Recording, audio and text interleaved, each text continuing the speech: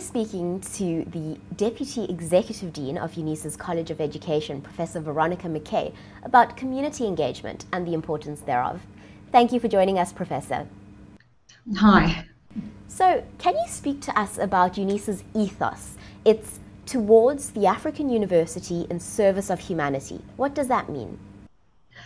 I think the service of humanity refers specifically to our role in communities and to our social mandate. As a university, we have a social mandate to work towards the social good.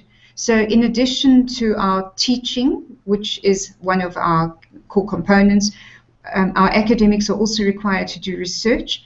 And the third leg upon which we stand, and which is a mandatory leg, which is part of our legislative mandate, is to focus on communities, to work with communities for the social good. And I think that refers specifically to our role in community engagement and to our social mandate.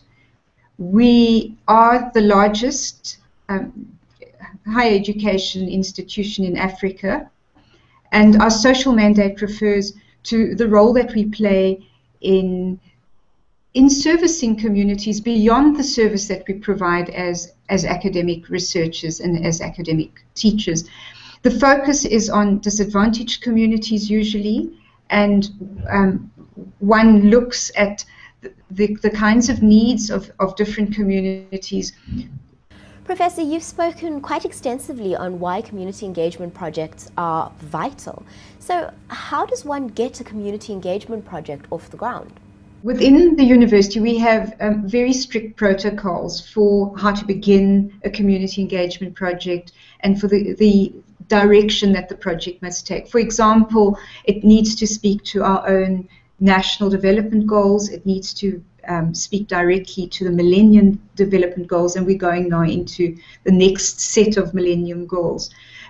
So within the college, a project has to comply with a range of criteria. But often we are approached by schools or by the community itself where they indicate that there's a specific problem that they would like us as a university to address.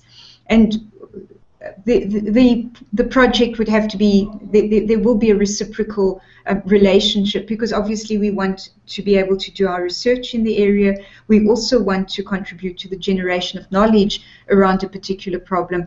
But usually if we're approached by community, we consider the project, we consider whether the interaction is viable for both the community and ourselves. We look at possible risks. Are there going to be risks in the community? For example, if the project entails perhaps working in communities with school violence or with drugs, is there a risk for ourselves? Is there a risk for communities for such a project to be engaged in? And once we've looked at the project proposal and we know that we have academics to match the particular skills that the project want, we then establish a relationship with the community, and often a memorandum of understanding is compiled as to what we would contribute, what kinds of skills and resources that community would contribute.